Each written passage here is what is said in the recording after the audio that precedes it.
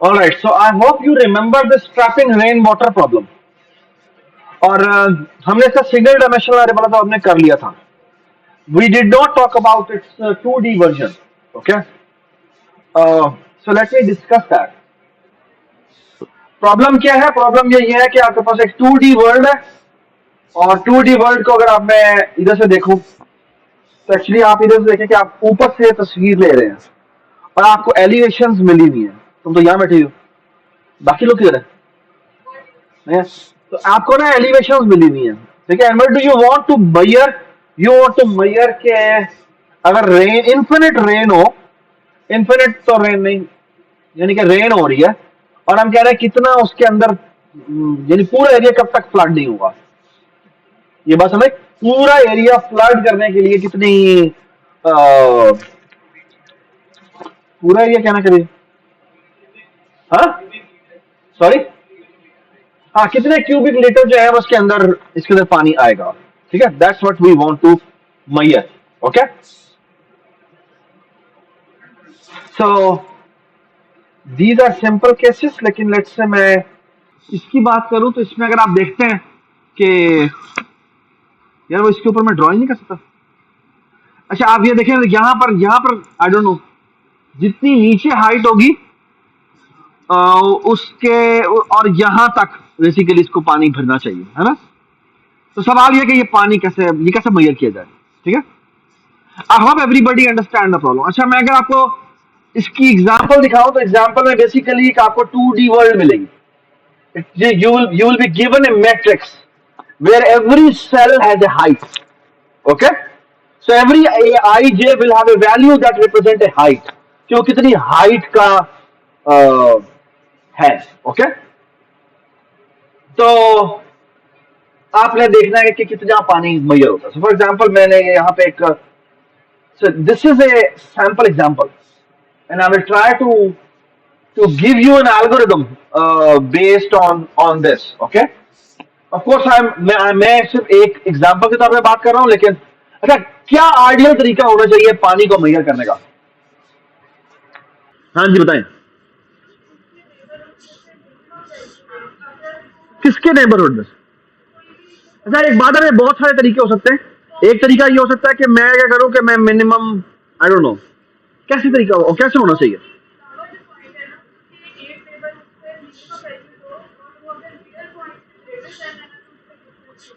Can you speak louder?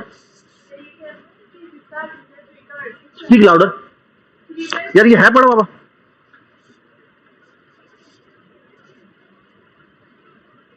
चलो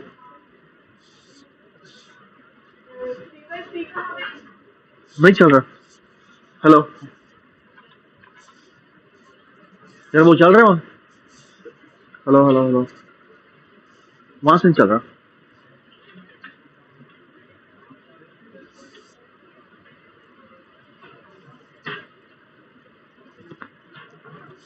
अब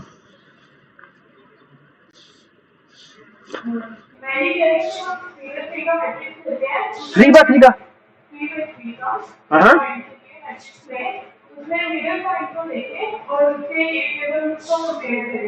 अगर उसकी मिनिमम वैल्यू जो भी होगी वो मिडल पॉइंट से ग्रेटर देन है, तो दोनों का जो डिफरेंस होगा उतना पानी उस पॉइंट पे आपको मिलेगी.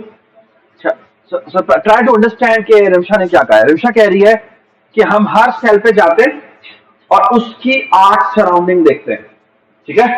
और हम देखते हैं कि वो अगर वो वैल्यू बाकी सबसे छोटी है तो जो सेकंड मिनिमम होगा उतना इसमें पानी इकट्ठा होगा. ये बिल्कुल गलत बात है. हाँ मैं कह रहा हूँ ना, उसकी आर्ट सराउंडिंग का जो मिनिमम है उतना पानी आप कह रही इकट्ठा होगा. हाँ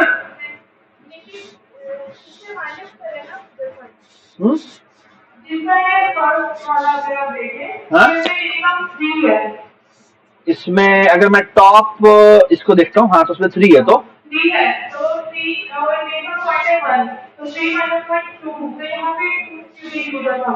यहाँ पर 2 क्यूबिक मीटर पानी होगा. ये समझ में आती है बात? Everybody understand? अच्छा ये बात सही है या गलत है? ये बात गलत है? क्यों गलत है? हमने फिर डी मान देखे हाँ डी की बेस पे देखना है ना कि सबसे छोटा बी है तो उसमें 2 लीटर जाएगा, लेकिन अगर हम आगे ट्रैवर्सिंग करके सी पे जाते हैं अस्सी में भी पानी भरना है, अगर डी में भरना हुआ तो फिर हमें पानी के अपडेट। ये बात समझ। प्रॉब्लम ये है कि हो सकता है ये तो एक छोटी सी विंडो मैंने दिखाई है और ये विंडो बहुत बड़ी हो, तो हो सकता है इसके आगे जो है वो एक 5 का पड़ा हुआ हो। तो वेक्टर क्या आई मीन तो फिर आप हम यहाँ एक के लिए ऊपर जाएंगे फिर दोबारा नीचे आएंगे।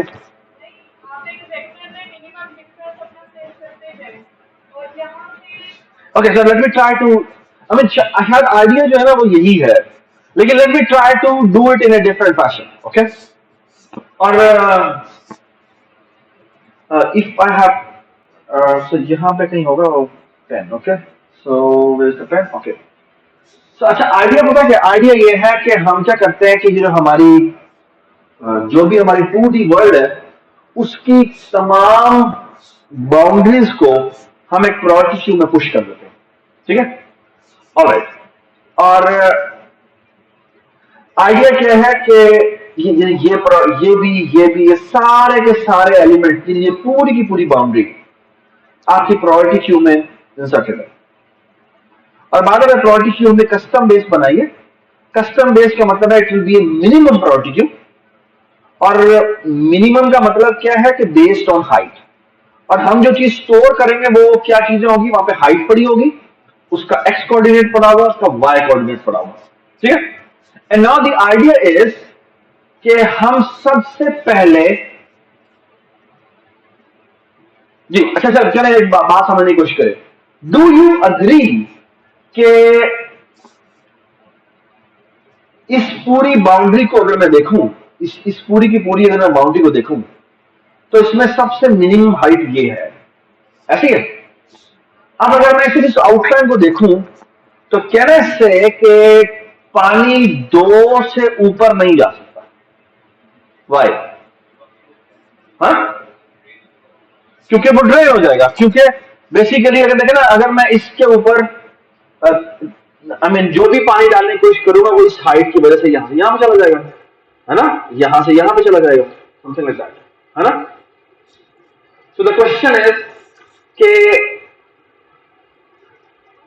From the entire boundary I will going to pick the element which has a minimum height. अच्छा उसे क्या करूं? अच्छा इसको मैं सबसे पहले प्रोसेस करूंगा। प्रोसेस करने का क्या मतलब है? So try to understand this. मैं इसकी इमीडिएट सराउंडिंग देखूंगा। ये कौन सी सराउंडिंग है? 9 ये कौन सी है? 11 ये कौन सी है? 9 और ये कौन सी है? 4। What I will going to do is इसमें से जो मिनिमम है this will become my next boundary. मतलब ये कि दिस विल बी मार्क्ड मतलब कि आई एम सेइंग कि बेसिकली ये अब एक्चुअली इस तरह की सराउंडिंग बन गई है।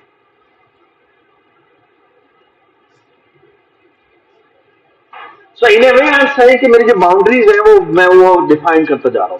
अब मेरी बाउंड्री 2 नहीं है, मेरी बाउंड्री 4 है।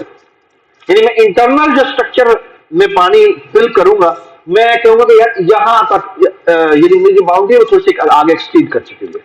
अच्छा अब मैं क्या करूंगा? अब मुझे क्या करना चाहिए? रिपीट मतलब I will pick the element which has the minimum height which is कहां पर है? अगेन इट्स 2 हियर, है ना। और इस 2 में देखें तो कौन सी इसकी सबसे सराउंडिंग बनती है? बाय द वे हम देखेंगे हॉरिजॉन्टली एंड वर्टिकली, डायगोनली नहीं देखेंगे। तो इसका मतलब क्या है? यहां पर आएगा, है ना।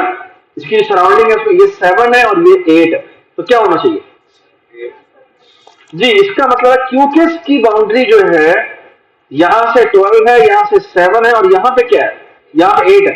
इसका मतलब बेसिकली ये है कि ये 8 जो है ये मार्क होगा। लेकिन 8 मार्क होने का मतलब बेसिकली क्या है? मेरी बाउंड्री जो है वो आगे बढ़ गई है। अच्छा लेकिन अगर यहां पे फॉर एग्जांपल 0 होता तो क्या होता?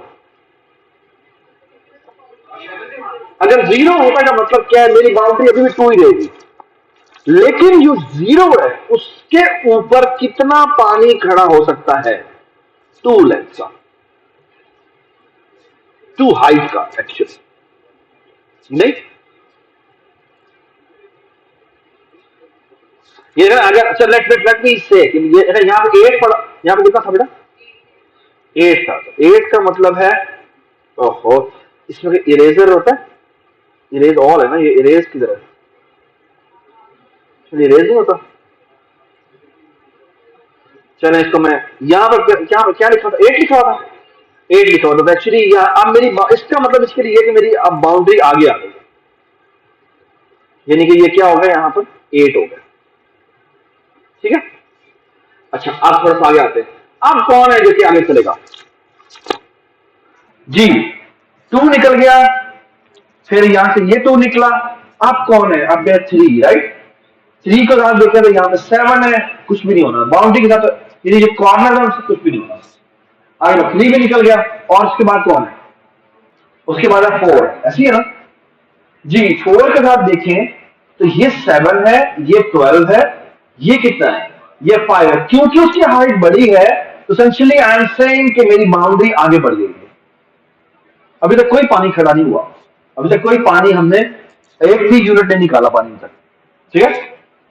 अभी तक की अगर मैं बाउंड्री देखूं तो यहाँ पे कोई पानी खड़ा नहीं हुआ।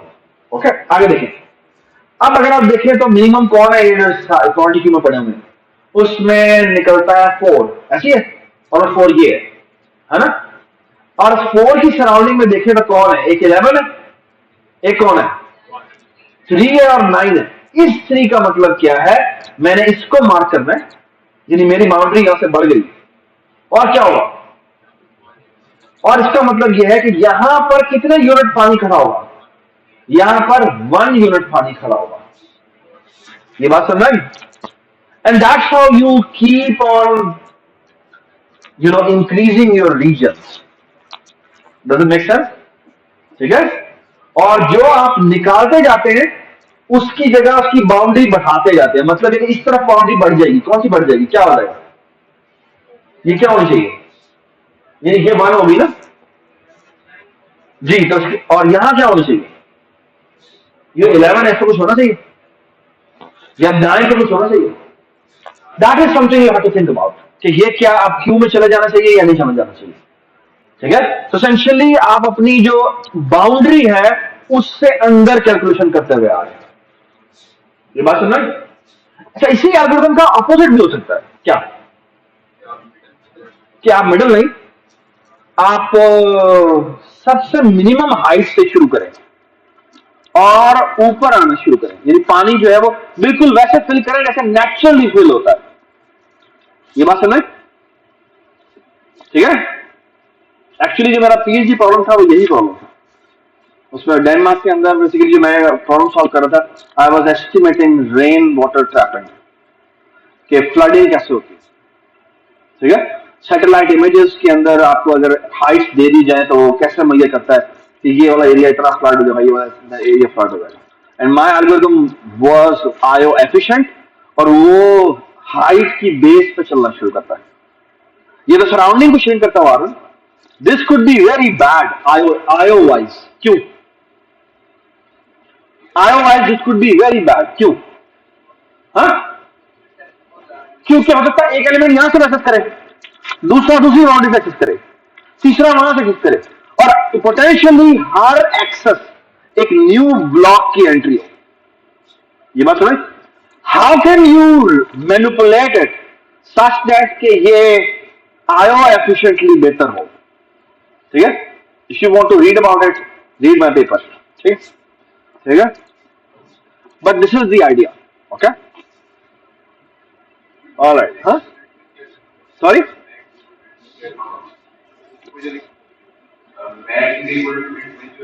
हाँ आई डोंट नो, ये तरह वैसे मैंने इमेज उठाया तो उसमें लिखा हुआ, ठीक है।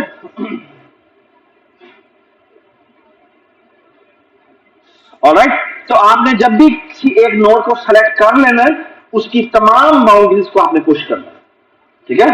तमाम बाउंड्री को पुश करने का मतलब क्या है कि अगर वो वैल्यू छोटी होगी तो आपका बॉर्डर आगे जाएगा लेकिन हाइट वही की वही रहेगी, ओके। लेकिन अगर जो जिसकी तरफ वो जा रहा है उसकी वैल्यू बड़ी है तो आपका नया बॉर्डर बन जाएगा। मतलब ये कि जो नई वैल्यू होगी, जैसे फॉर एग्जाम्पल 4 की सराउंडिंग देखा जाए तो 11 भी है, 11 पे जब वो जाएगा तो इसकी हाइट 11 हो जाएगी। I hope it makes sense. Okay, कब तक ये काम करेंगे? कब तक ये काम करते जाएंगे? हाँ जी, प्लीज थिंक अबाउट इट, कब तक ये काम करना चाहिए। ठीक है, and this problem is part of your assignment now. Okay, ये प्रॉब्लम आपने करना, ये आई थिंक 477 प्रॉब्लम है लीड कोड का। ठीक है, ऑलराइट जी। अच्छा, आपको याद होगा कि हम ये डेटा स्ट्रक्चर बना रहे थे, union find data structure. Okay, union find data structure क्या कहता है? यूनियन फाइंड डेटा स्ट्रक्चर ये कहता है कि इमेजिन करें कि आपके पास एलिमेंट्स हैं, they are all unique elements. Let's say ये एलिमेंट्स पड़े, शुरू में आपके तमाम के तमाम यूनिक एलिमेंट्स। ठीक है, और लेट्स से अब ये थोड़ा सा बड़ा लिखा है, so can I do this? So imagine this, इसकी विड्थ कम है, ये तुमने नोट नहीं किया इंस्टॉल। लेट्स से कि ये मेरे पास सारे एलिमेंट्स पड़े हुए इंडिविजुअली और ये they are all disjoint sets. Okay, so there are n elements, there are n disjoint sets. Okay, and what do I want to do? इसकी width थोड़ी कम हो सकती है। What do I want to do? I want to do the following operations. Union, union में कोई दो elements होंगे, let's say ए और बी। क्या होना चाहिए? होना ये चाहिए कि अगर ये दो अलग अलग सेट थे तो क्या होना चाहिए? ये दोनों के दोनों एक सेट में कन्वर्ट हो जाना चाहिए। ठीक है, इसी तरह there should be a function called find. Okay, find of a अगर मैं करूं तो ये मुझे एक इंटीजर रिटर्न करे, या एक रिक्वायरमेंट यह है कि ये मुझे उस सेट की आईडी बता दे, ये किस सेट से बिलोंग करता है। Okay, so this find should tell me the कि किस सेट से बिलोंग करता है। मतलब ये कि अगर मैंने इफ में ये लिखा हुआ है find A double equal to find B, इस लाइन का मतलब क्या होना चाहिए? इसका मतलब यह है कि दोनों सेम सेट से बिलोंग करते हैं। ओके, ये बात समझ आई? और अगर मैं कह दूं नॉट इक्वल टू, तो इसका मतलब क्या होना चाहिए? कि दोनों सेम सेट से बिलोंग नहीं करते। Does it make sense? ठीक है, सो फार सो गुड। ठीक है, और अब आपके पास बेसिकली जो ऑपरेशंस है वो ये है और एक ये है, and you want to do it fast. Okay, so how can you do that? That's the question. Okay, it's a very famous algorithm, the famous data structure जो कि ग्राफ में कुछ जगह पर यूज होता है। I will show you the application in a while. Okay, all right ji. So how can you do that? Please give me any idea. एक तरीका क्या हो सकता है कि मैं क्या करूं? What should be the idea? अभी तक हमने जितने भी डेटा स्ट्रक्चर्स पढ़े हैं उनको यूज करते हुए क्या आप ये दो क्यूरियों को हल कर सकते हैं? पास करो।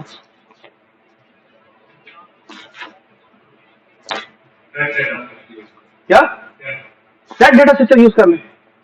अच्छा, तो क्या हुआ? सो एक तरीका यह है कि हम सेट का डेटा स्ट्रक्चर यूज कर लेते हैं। ठीक है, अगर सेट के करें क्या इसके साथ? ये सेट होगा, एक सेट होगा, चलो ये एक वेक्टर ऑफ सेट रख लेते हैं, तो इससे क्या होगा? तो यहां पे सेट है और यहां पे आई डोंट नो क्या रखा हुआ है, इंटीजर रखा हुआ है, व्हाटएवर। ठीक है, तो अगर फॉर एग्जांपल अब बहुत बड़े सवालात हैं, वो ये है कि मैं कहता हूं कि भाई ये एक एलिमेंट है और ये एक और एलिमेंट है ना? ये एक E1 एलिमेंट है और ये E2 एलिमेंट है। अब सवाल ये है, सवाल सुन लेना, अब बात है ये वेक्टर ऑफ सेट है। अब मेरा आप लोग से पहला सवाल ये है कि ये फिगर आउट करना है कि जो E1 और E2 है ये किस सेट में है, ये कैसे निकालेंगे?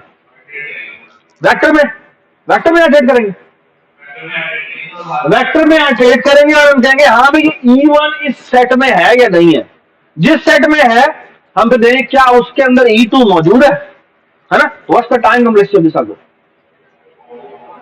O of हाँ y and log n, log n में वो सेट में फाइंड करेगा n टाइम। हाँ लेकिन पहले तो मुझे एलिमेंट 1 ढूंढना है ना। हाँ हो सकता है कि तकरीबन इसमें बहुत सारे सेट्स हों और हर एक के अंदर log n की कॉस्ट है ना, राइट? तो ये n log n ले लेगा, ये बहुत ज्यादा टाइम ले लेगा, है ना? Can we do better than this?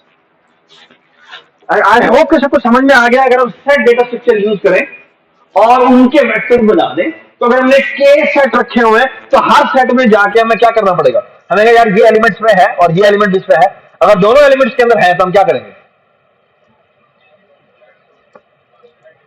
तो इसका मतलब है कि ये फाइंड हो गया, तो सेम सेट से बिलोंग करता है जी।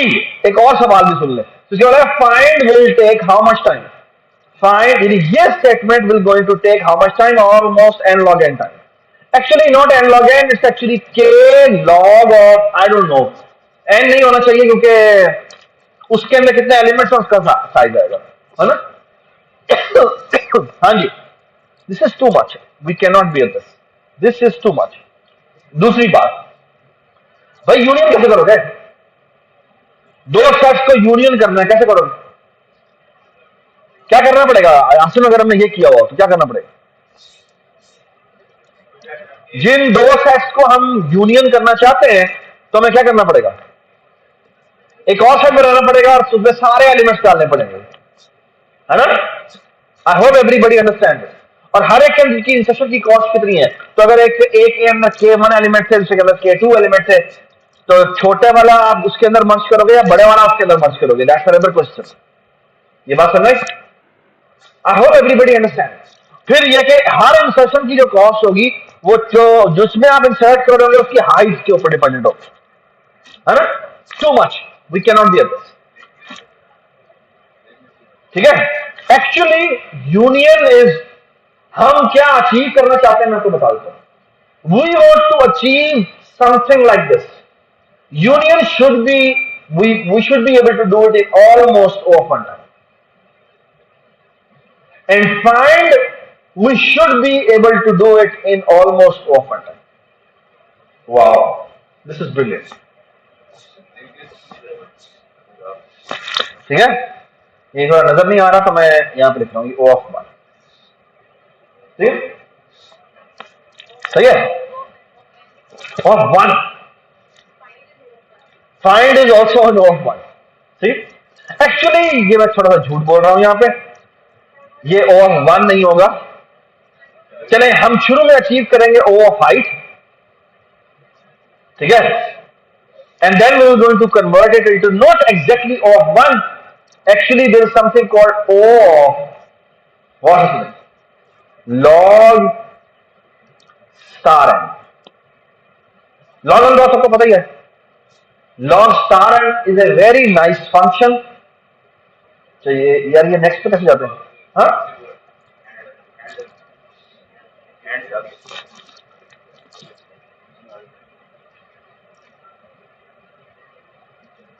नाइस यार, ठीक। So what do we actually want to achieve? मैं क्या बात कर रहा हूं? हाँ, log star n। एक होता है log n।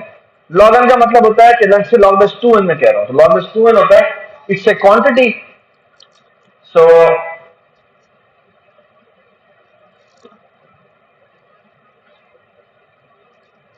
What is log 2n? log 2n को अगर मैं अंग्रेजी में लिखूं तो वो कुछ इस तरह की क्वांटिटी होती है। क्या क्वांटिटी होती है? वो होती है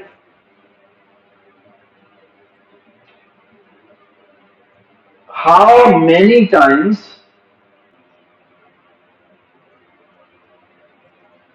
n should be divided divided by two by two. Two कहां से आया? उसकी बेस से आया। Such that n is less than or equal to 1, actually not less than or equal to 2, ठीक, स्ट्रिक्टली लेस देन। ठीक है, अगर ये बेस b हो तो हमने इतना छोटा करना है तब तक कि वो n की वैल्यू जो b से कम ना हो जाए। ठीक है, so that is basically how many times so this quantity is called log base bn। okay, अच्छा मजे की बात क्या है, what is log star n? okay, log star n is a quantity, so for example अगर मैं log base 2 में बात करूं और log base star की बात करूं, actually this is called, I think this is called Ackermann function। one is Ackermann function, one is reverse Ackermann function। so what is the reverse Ackermann function? I think what is that log star function? क्या होता है log star function? ये होता है कि मैं एक n लूं, इसका log लूं, फिर इस क्वांटिटी का log लूं, फिर इस क्वांटिटी का log लूं। how many times I have to take the log such that कि ये क्वांटिटी क्या बन जाए, लेस देन 2 हो जाए। ये बात समझ आई? So for all practical purposes, ओहो, so for all practical purposes, so अगर मैं for example number of atoms in the universe की बात करता हूं, that is 10 power 150, let's say 10 power 50 actually, approximately 10 power 50, इसका अगर मैं log बेस 2 निकालूंगा तो वो अप्रोक्सीमेटली 50 टाइम्स log बेस 2 10 आएगा। और ये कितना होता है? ये approximate log base 2 10 3 point something होता है, तो ये 50 टाइम्स 3 पॉइंट समथिंग आएगा, जो कि तकरीबन तकरीबन 160 के अराउंड होता है। ठीक है, बट अगर मैं कहूं कि मैंने log star 10 raised to the power of 50 निकालना है, तो what is it? It is actually this, कि आपने एक दफा log लिया, क्या होगा, तकरीबन 160 आया, फिर आपने दूसरी दफा log लिया इसका, तो वो कितना हो जाएगा? ये तकरीबन हो जाएगा, कितना होता है ये, तकरीबन 7 पॉइंट समथिंग हो जाएगा। फिर आपने दोबारा log लिया तो ये कितना हो जाएगा? ये तकरीबन 2 पॉइंट समथिंग हो जाएगा। फिर आप दोबारा log लेंगे तो वो 2 से कम हो जाएगा, है ना? सो फॉर ऑल प्रैक्टिकल पर्पसेस, एक दफा log, दूसरी दफा log, तीसरी दफा log और चौथी दफा, ये वैल्यू जो है ना 4 से ज्यादा नहीं होगी। Okay, for all practical purposes this is just a constant, but it is a function and it is a infinite function। if I assume n to be infinite, this value is infinite, but for all practical purposes its value is just 4, it's not more than that। ये बात समझ आई? ठीक है, और वो ये कह रहा है कि जो मैं अभी एल्गो आपको बताने लगा हूं वो क्या करेगा, वो union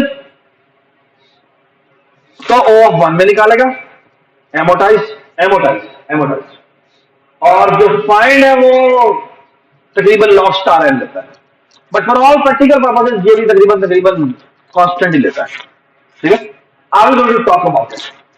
okay, and the idea is the inspiration, जो कि अभी अभी हमें उस्मान ने बताई।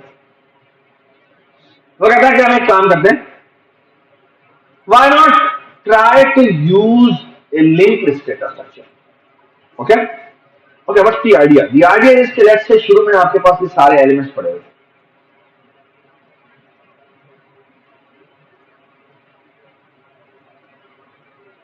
ठीक है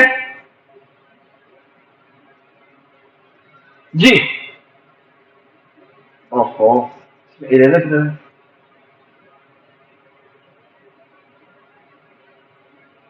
ऑलराइट, द आइडिया इज कि हम बेसिकली क्या करते हैं, हमने बेसिकली क्या करना है, हमने यूनियन करना है। Union of A and D निकालना है, ठीक है, और हमने फाइंड करना है, ठीक है, फाइंड ऑफ ए करना है, ठीक है। ये दो फंक्शन अगर मैं लिखने, ठीक है। अच्छा, आइडिया ये है कि हम कुछ इस तरह की चीज बनाएंगे कि हर एलिमेंट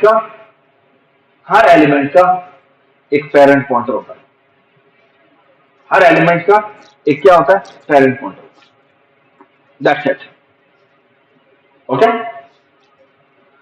ठीक है। आई थिंक ये आप आराम से बना सकते हैं, है ना। नेक्स्ट की जगह हमने क्या रखा हुआ है, पेरेंट पॉइंटर रखा हुआ है, नेक्स्ट कुछ भी नहीं है इसका, ठीक है। And the idea is what we going to do is कि जिन दो सेट्स की आपस में यूनियन करनी है उसके लिए हम कुछ करेंगे, और अगर हमने फाइंड करना होगा तो उसके लिए भी हम कुछ करेंगे, ठीक है। Alright, so let me try to explain कि हम क्या करने जा रहे हैं। जी आपने मुझे बताना है आपको हमें क्या करना चाहिए। जी दो सेट्स हैं, हमको यूनियन करना है, क्या करें? क्या सिर्फ पेरेंट पॉइंटर के थ्रू हम कुछ कर सकते हैं? व्हाट इफ कि हम सिर्फ ये काम करें कि जिन दो सेट्स को आपस में आपने क्या करना है, यूनियन करना है। अच्छा, अगर हम सिर्फ ये करें किसी एक को उसका रिप्रेजेंटेटिव बनाना, किसी एक को उसका रिप्रेजेंटेटिव बनाना, क्या होगा? जी क्या होगा? हाँ नहीं, तो बेसिकली आइडिया पता क्या, आइडिया ये है कि जिन दो सेट्स को आपने यूनियन करना है, लेट्स से ये ए है, लेट्स से ये 1 है, ये 2 है, ये 3 है, ये 4 है, ये 5 है, ये 6 है, ये 7 है, ये 8 है और ये 9 है, ठीक है। आपने कहा 1 और 3 को यूनियन कर दो, तो मैं कहता हूं 3 के पेरेंट को कह देता हूं कि वो मेरा 1 है, तो मैं क्या करता हूं, तो 3 का पेरेंट मैं 1 बना, ठीक है। अच्छा, अब मैं कहता हूं ऐसे करो, 4 और 3 को पेरेंट बना दो, 4 और 3 को यूनियन कर दो। 4 और 3 को यूनियन करने का मतलब क्या है, पहले जरूरी होता है, हाँ मतलब देखिए 1 3 और 4 आप एक ही सेट को बिलोंग करते हैं, दैट्स व्हाट इट मीन्स। अगर मैं 3 और 4 को यूनियन करूं तो मैं एसेंशियली कह रहा हूं कि 1 3 तो पहले ही एक सेट थे, अब उसी सेट में 4 भी ऐड कर, ये बात समझ। चले मैं 4 को अभी तक 3 से ऐड नहीं करता, मैं कहता हूं 4 और 6 को ऐड कर दो, तो इसका मतलब क्या है, 6 का पेरेंट 4 बना दो या 4 का पेरेंट 6 बना दो, जो मर्जी कर, ठीक है। तो लेट्स से मैं 6 का पेरेंट 4 करूं, so who is the representative of 1 itself? Who is the representative of 3? 1. Okay. Who is the representative of 6? 4. Who is the representative of 4? 4 itself. Actually, उसका पेरेंट क्या, उसका पेरेंट null है, जो होगा वो खुद है। I hope everybody understands. अच्छा, अब अगर मैंने दो सेट की आपस में चेक करनी है कि वो सेम सेट को बिलोंग करते हैं तो नहीं करते, ठीक है, तो हम क्या करेंगे, हम उनके पेरेंट्स उठाएंगे और उनके पेरेंट्स को आपस में कंपेयर कर लेंगे। अच्छा, लेकिन एक और काम करते हैं, लेट्स से मैं कहता हूं 7 और 6 को यूनियन कर दो, तो मैं क्या करूंगा, 7 का पेरेंट मैं 6 को कर देता हूं, तो 7 का पेरेंट 6 है, 6 का पेरेंट 4 है, okay. I hope everybody understand this, ठीक है। तो अब बेसिकली फाइंड क्या करता है, फाइंड एक्चुअली जिस एलिमेंट का फाइंड आपने कॉल किया उसका लीडर बताता है, तो उसका लीडर कौन है, ये बात समझ। तो actually find does the following, ये देखें, जिसका आपने पेरेंट निकाल, जिसका आपने ऊपर फाइंड कॉल किया है, वो एक्चुअली उस सेट का रिप्रेजेंटेटिव बताएगा। क्या होना चाहिए सर, वाई क्या, हाँ जी बताएं, वाई क्या करेगा, Y A dot parent is not equal to null,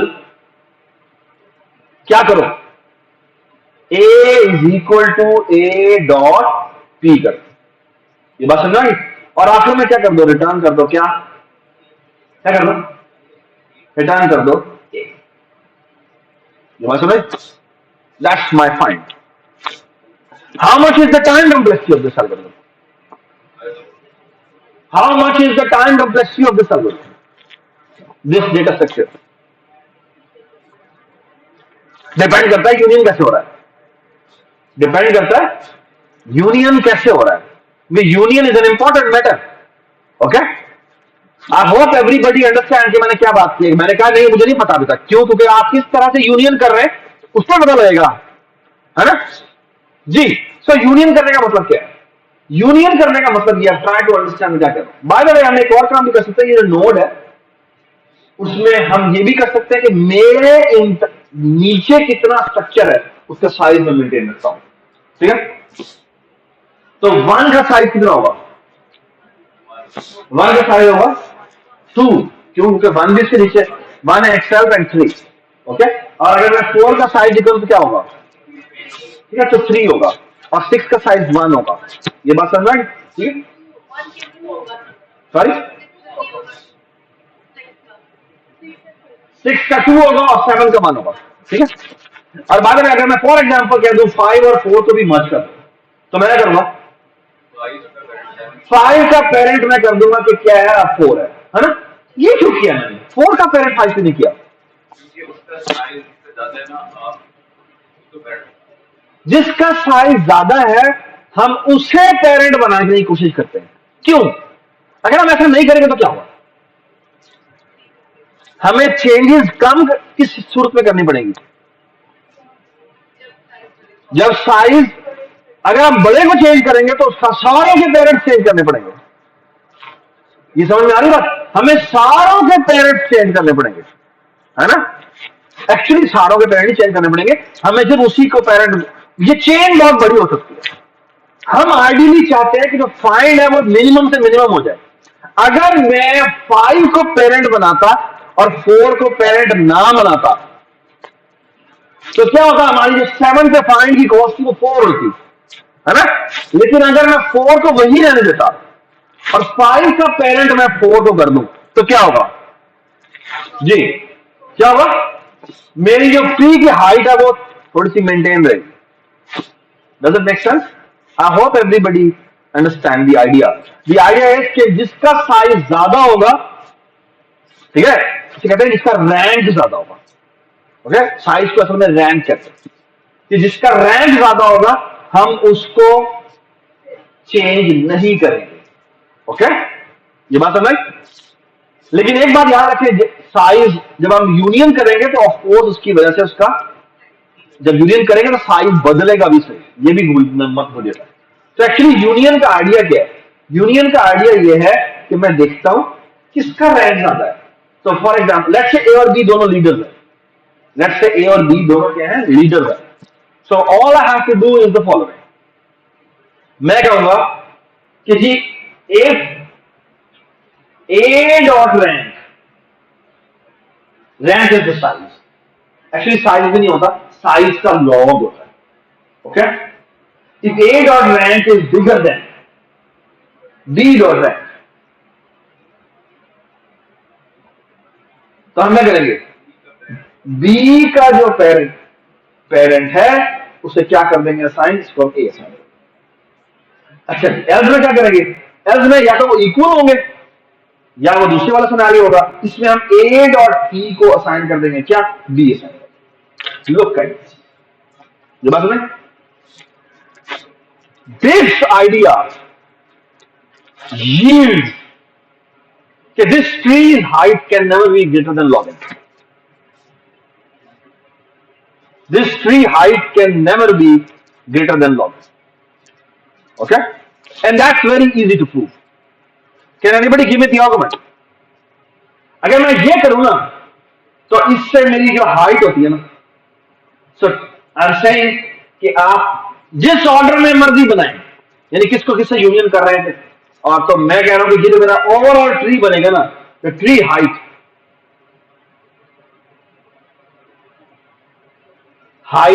tree height बहुत सारे ट्रीज भी हो सकते हैं, इस वक्त कितने सेट्स हैं उनकी बात हो रही है। So trees height can never be क्या? More than log n. ये बात समझ? ठीक है। अब बड़ा इजी प्रूव करना, कैसे प्रूव करेंगे बताएं मुझे। जी मुझे बताएं किसी भी ट्री की हाइट कब बदलती है? देखा जब जब यूनियन की फाइंड के दौरान तो नहीं होती, यूनियन के दौरान होती है। अच्छा जी मुझे बताएं कब एक ट्री की हाइट बढ़ती है? जब ये एक ट्री था, इसकी हाइट h थी और इसकी हाइट लेट से मैं कहता हूं h-1 थी, तो ये इसका रिप्रेजेंटेटिव था, ये इसका रिप्रेजेंटेटिव था। मुझे बताएं इस केस में हाइट बदलती है? हसनैन बताएं। इसकी हाइट h है, इसकी हाइट h-1। हाइट चलो छोड़ दे, मुझे बताएं साइज वाइज बताएं। साइज, इसका साइज, इसका साइज का लॉग और इसका साइज का लॉग मैं कहूं, हाँ जी, अगर इसका कम है और इसका ज्यादा है तो क्या होगा? किसकी किसके पेरेंट को हम चेंज करते हैं? इसका पेरेंट पॉइंटर हम यहां पे लेके आते हैं। Does it make sense? इसका पेरेंट पॉइंटर हम यहां लेके आते हैं, जिसका मतलब क्या है?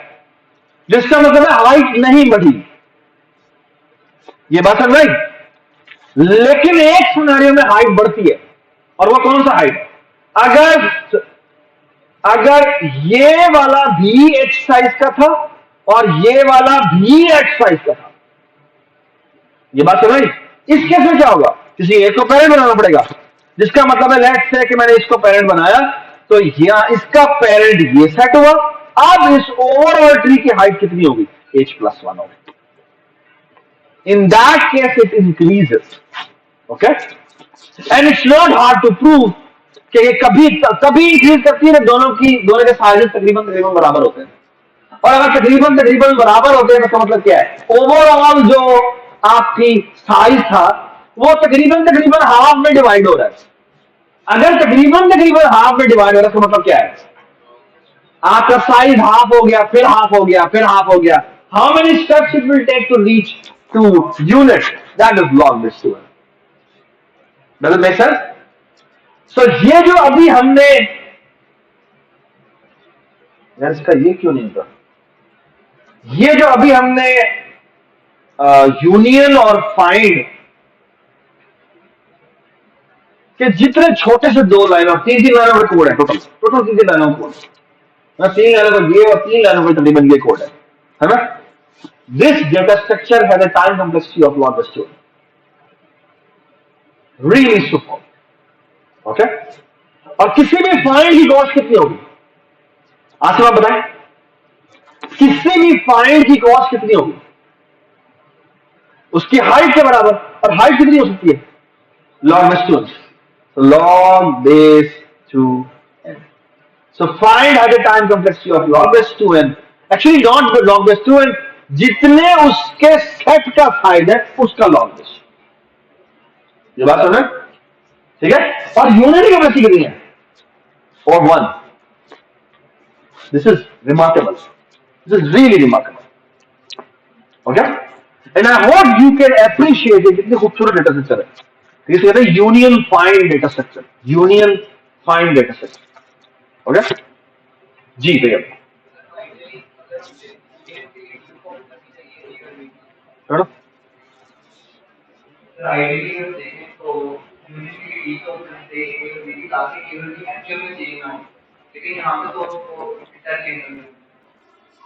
बिल्कुल भी नहीं।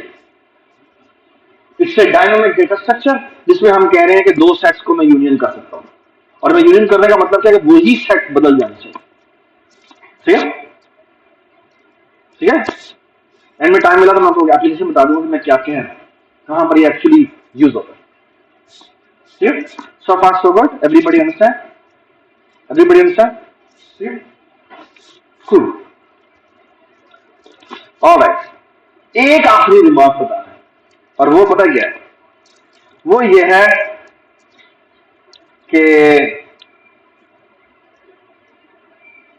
I can do one more thing which is very beautiful and elegant.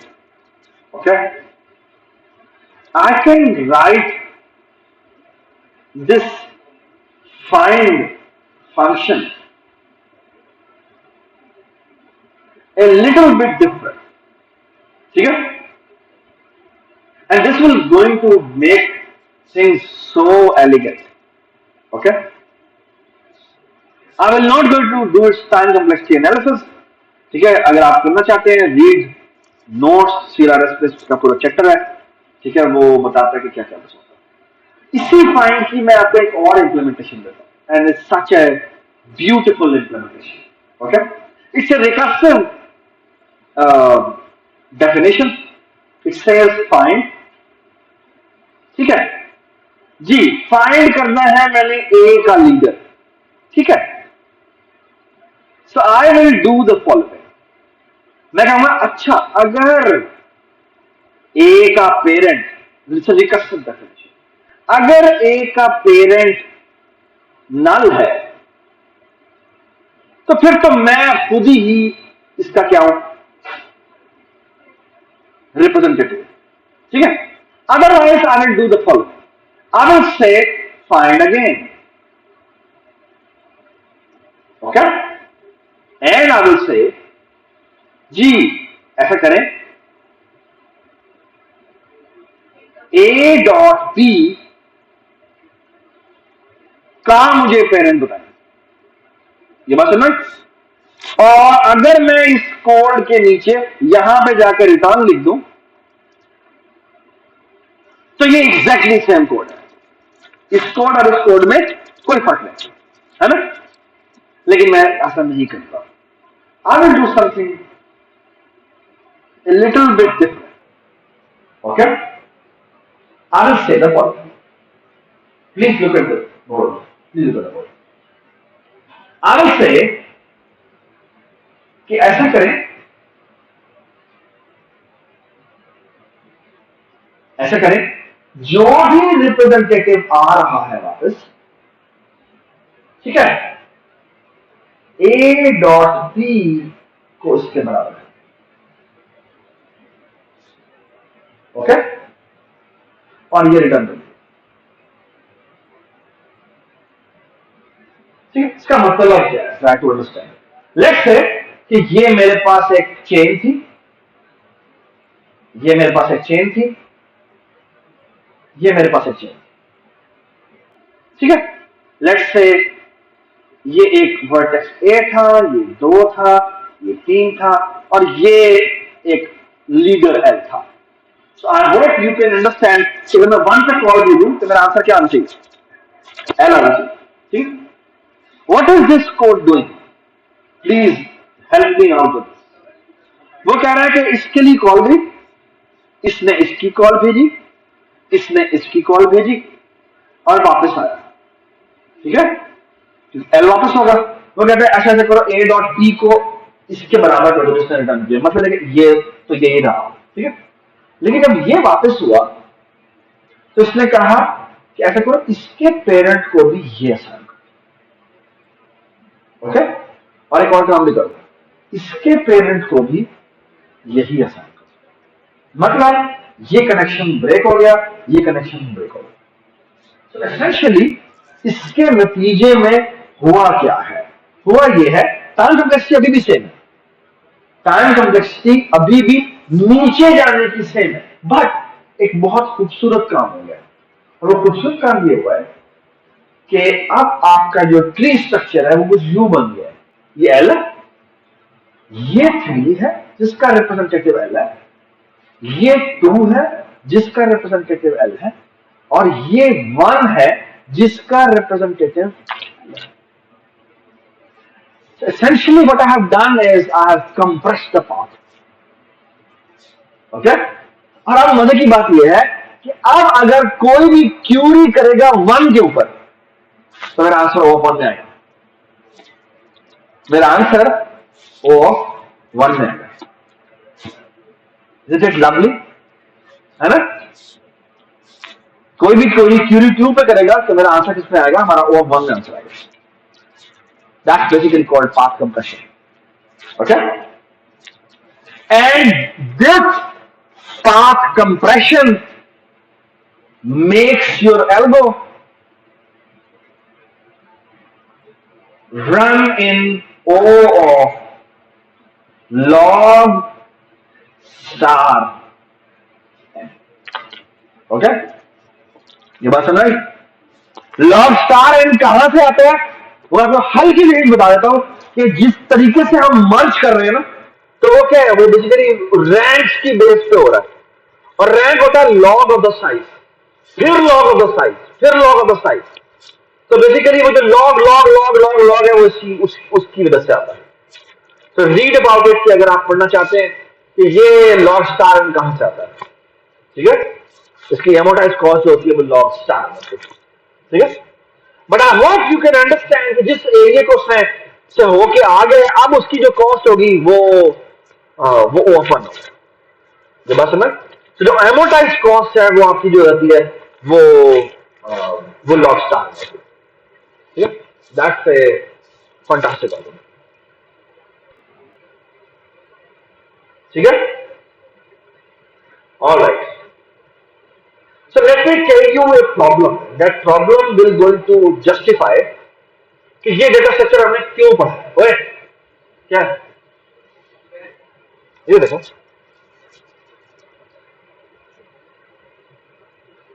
जो नहीं होता। Alright, so let me ask you the problem, and the problem is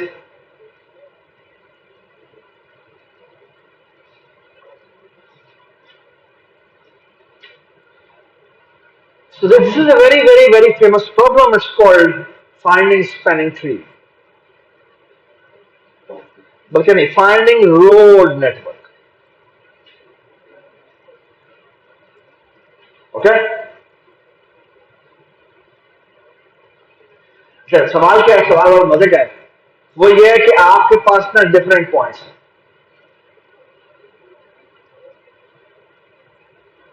so what are these? These are graph nodes, ठीक है, ठीक है। so what do you want to do? आपको शहबाज शरीफ ने higher कर दिया, ठीक है।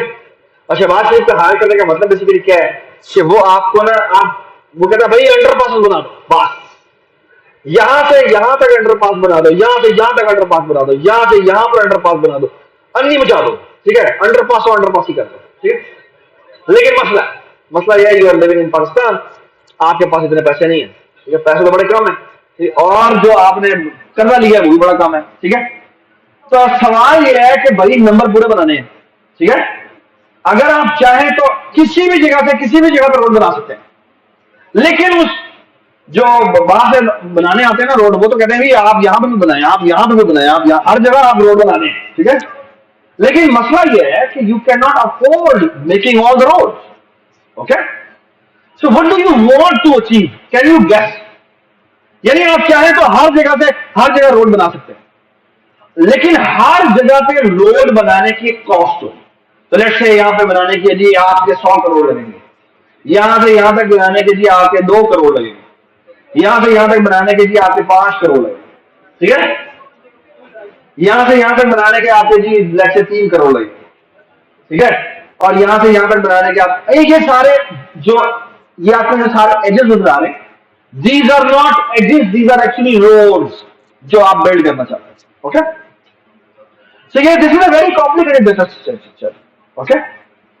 Yeah, this is a very complex kind of road network जो आप बनाना चाहते हैं। यहां से यहां पे भी हो सकती है, यहां से यहां पे भी हो सकती है, यहां पे भी हो सकती है, यहां पे भी हो सकती है, यहां पे भी हो सकती है, और यहां पे भी हो सकती है, यहां पे भी हो सकती है। I mean it's really बताओ। और सिमिलरली यहां से यहां पर भी हो सकती है, यहां से यहां पर भी हो सकती है, ठीक है, यहां से यहां पर भी हो सकती है, ठीक है, and so on so forth, ठीक है। और हर एक के ऊपर एक कॉस्ट बताई हुई आपको कि इस पे इतनी कॉस्ट करनी है, इस पे इतनी कॉस्ट करनी है, इस पे इतनी कॉस्ट करनी है, ठीक है। What do you want to do, guess what do you want to do. Election आने वाले, टाइम भी कम है, पैसा भी कम है, what do you want to do ताकि सारा कुछ हो जाए।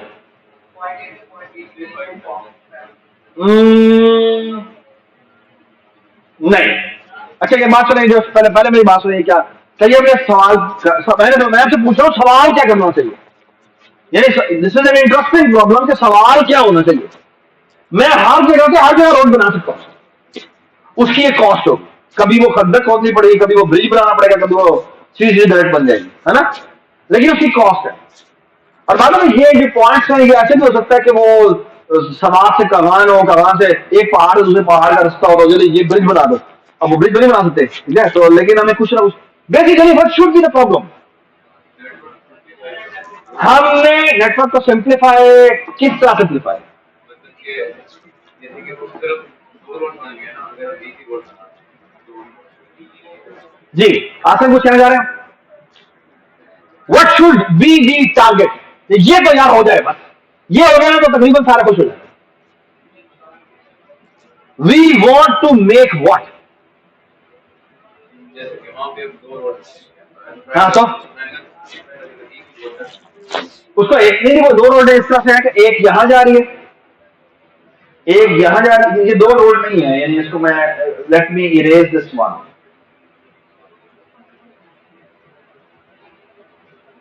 ठीक है,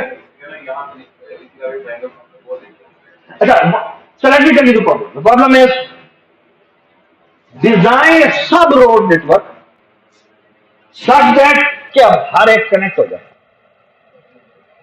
हर एक कनेक्ट होने का मतलब क्या है कि मैं पॉइंट ए से पॉइंट किसी भी जगह पर जा सकूं, and I want to spend as minimum money as possible, because मेरे पास पैसे हैं ही कम।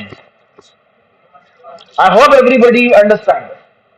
I want to spend as less of an amount as possible, and I want to make sure that everybody from any place I can reach to any other place. ये बात समझ में?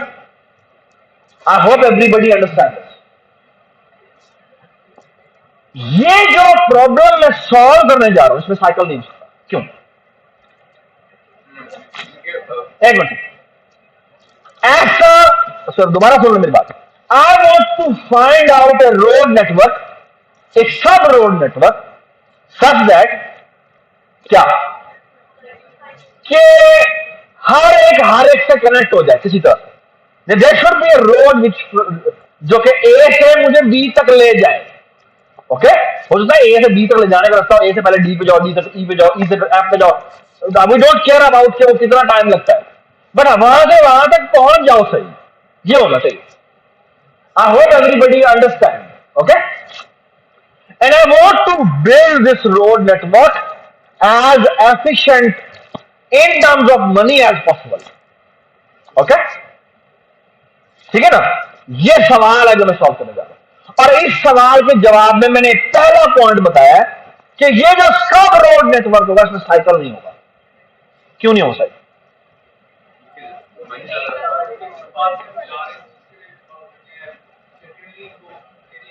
नहीं नहीं नहीं, हाँ यस, अगर साइकिल है तो there is an extra path, we can erase it. यानी फॉर एग्जांपल अगर मैं कहता हूं कि मैं यहां से यहां जा सकता हूं, फिर यहां से यहां जा सकता हूं, फिर यहां से यहां जा सकता हूं, और फिर यहां से वापस आ रहा हूं, तो देयर इज एक्चुअली इसकी कॉस्ट को रिड्यूस किया जा सकता है, क्योंकि I am actually after what finding the minimum cost pathway. Actually, this is not minimum. Why this is not minimum? Because I can remove one path, and these are positive values. तो इसका मतलब है कि अगर मैं इसमें से बाद में इसमें से कोई भी रिमूव कर दूं, इसमें से ये पार्ट रिमूव कर दूं, this will still be what? A connected road network. Okay? And क्योंकि तमाम रोड, कोई भी रोड फ्री में नहीं बन रही, या कोई भी रोड बनाने के आपको मुफ्त में पैसे वैल्यू देते हैं, ठीक है, नेगेटिव वैल्यूज नहीं हो सकती, पॉजिटिव वैल्यूज होती, कॉस्ट होती है। तो इसका मतलब क्या है? There can never be a cycle. इस तरह के सब स्ट्रक्चर के अंदर क्या नहीं हो सकता? साइकिल नहीं। आई होप एवरीबडी अंडरस्टैंड। ओके, समझ में आ गई बात? ठीक है, ये रोड नेटवर्क हमने बनाया, ठीक है। What's the idea? Let me tell you the idea. It's such a beautiful and elegant idea. It's the application of Union Fine Data Structure. Okay? What it does is the following. Listen, please listen to this carefully. वो कहता है काम करते हैं।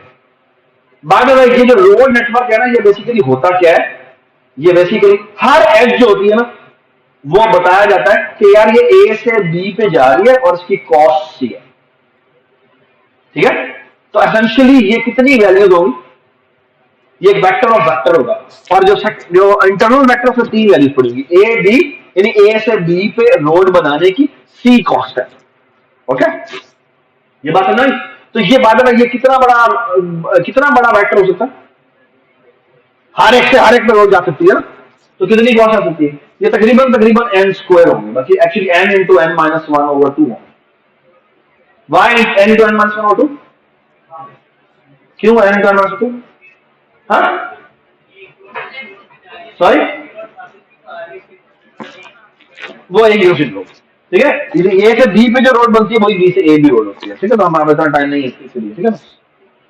Okay, alright, what's the idea? The idea is कि हम एक काम करते हैं, और काम क्या करते हैं, लुक एट दिस। हम काम ये करते हैं कि हम हर एक जो भी बना नोड स्ट्रक्चर है, जो पोजीशन है, इसको ना एक सेट बना देते। जितने भी मेरी नोड्स हैं ये मेरे सेट बन गए। तो मुझे बता सकते हैं कितने सेट्स होंगे, कितने सेट्स होंगे? जितने मेरे पास प्लेसेस हैं उतने मेरे पास सेट्स होंगे। तो कितने सेट्स होंगे? n सेट्स, ठीक। What should I do, what should I do? कौन सी रोड सबसे पहले पिक करूंगा? जिसकी कॉस्ट सबसे कम है। ओके, क्या यही क्या करूं? Let's suppose minimum cost let's say ये आती है, लेट्स से मैंने ये पिक कर लिया। अब बताओ, अब उसने कहा ऐसे करो, अब सेकंड मिनिमम उठा लो, वो लेट्स से ये निकल आती है। अब क्या करें? अब कह रहे हैं थर्ड मिनिमम उठा लो, वो लेट्स से ये निकल आती है। अब वो कहता है लेट्स से फोर्थ मिनिमम निकालो, और वो निकल आती है ये। Can you see problem? What's the problem? Cycle generate हो सकता है, और साइकिल आपने जनरेट नहीं होने देना। ये बात समझ? And what's the idea? The idea is कि हम एक काम करते हैं, शुरू में तमाम के तमाम सेट्स इंडिविजुअल सेट्स हैं। जिन दो सेट्स के दरमियान में आप एज ढूंढ लेते हो, जो रोड बनाने लगे हो, उन दोनों सेट्स को क्या कर दो? यूनियन कर। ये बात समझ? उनको यूनियन कर दो। अब क्योंकि ये यूनियन हो चुका है और ये यूनियन हो चुका है, एक सेट बन चुका है। अब जो एज उठाने लगे हो, उन दो एज जो कि ए बी है, उनके ऊपर कॉल करो फाइंड। अगर दोनों का फाइंड सेम निकलता है तो क्या है? This edge is a redundant edge, this should not be edge. ये बात समझ? What is the output of this program? The output of this program is n-1 roads. Okay, how many roads? n-1 roads. कि कौन कौन सी roads है जो हमने बनानी है? I hope and in decreasing order. Why in decreasing order? कि पहले मैंने ये रोड पिक की, फिर मैंने ये रोड पिक की, फिर मैंने ये रोड पिक की, फिर मैंने ये रोड पिक की, फिर ये रोड पिक की। और एसेंशियली इन द एंड जाके क्या होगा? सारे मिलके एक सेट बन जाएगा। ये बात समझ? और जो भी एक रोड में बनाता हूं, वो दो सेट्स को यूनियन कर देती है। ओके, और ऐसी रोड में पिक नहीं करता जो क्या हो, जो कि पहले साइकिल क्रिएट कर रही हो। ये बात समझ? This algorithm for finding the road network is called Kruskal algorithm. Kruskal algorithm. ये बात समझ? A very beautiful application of union find data structure। और union find data structure की पहले तो बेसिकली ये जो बंदा है जिसका Kruskal, जिसका PhD थीसिस था, उसने पहले ये union find data structure बनाया और फिर उसने इसकी एक एप्लीकेशन दी। ठीक है, एक्चुअली वर्ल्ड वॉर 2 से पहले की बात। ठीक है, तो कैसे what should be the elegant, और फिर उसको प्रूफ देता है, एलिगेंट प्रूफ देता है। ठीक है, very nice, very nice data structure है। ठीक है, so far so good. I hope everybody appreciate. Okay, एक और एल्गो भी होता है क्रस्कल के अलावा, वो होता है फ्रेम्स एल्गो। वो आप आई थिंक अगले एल्गोरिथम का कोर्स पढ़ेंगे, तो मैं आप I don't want to go in that. Okay, but Kruskal algo is part of your assignment, जो कि आपको जो भी लैब होगी उसके अंदर ये आएगा। आपने यूनियन फाइंड डेटा स्ट्रक्चर बनाना है, और यूनियन फाइंड डेटा स्ट्रक्चर के साथ आपने क्रस्कल एल्गो जो है वो इंप्लीमेंट करना है। ठीक है, और एक प्रॉब्लम और है लीड कोड पे, वो मुझे खुद भी समझ में नहीं आया, मैं उसे पढ़ने की कोशिश कर रहा हूँ, मुझे समझ में आ जाता तो मैं फिर उसको उस पर ऐड कर लूंगा। ठीक है, वो भी कुछ इसी तरह का वो कीज और लॉक्स का प्रॉब्लम है जिनसे वो ये यूनियन फाइंड ही करता है। सो let me first understand by my self. ठीक है, सो फार सो गुड। ठीक है, सॉरी, ये एसक्यूएल में इंप्लीमेंटेड नहीं है। ओके, जो एसक्यूएल में इंप्लीमेंटेड है वो सेट है, जो कि आपको पता है वो उस तरह का सेट नहीं है, क्योंकि उसके अंदर जो क्यूरीज है वो डिफरेंट तरह की होती है। यहाँ पे जो है वो curies, these are not called set, these are called disjoint set. Okay, यानी इसके अंदर वेक्टर ऑफ जो सेट बनाया था, जो आसम बना था, उसमें हर सेट जो है वो एक डिसजॉइंट है। लेकिन हम ऐसा सिस्टम नहीं बनाते, यानी हम तो हमारा जो वेक्टर ऑफ सेट है उसमें तो हो सकता है एक एलिमेंट यहाँ पे भी हो वहां पे भी हो, लेकिन ये जो है वो काफी एक स्पेसिफिक काइंड का है जिसमें डिसजॉइंट सेट्स होते हैं। ओके, ठीक हो गया? ठीक है, अच्छा चलें जी, ये हम रुक जाते हैं।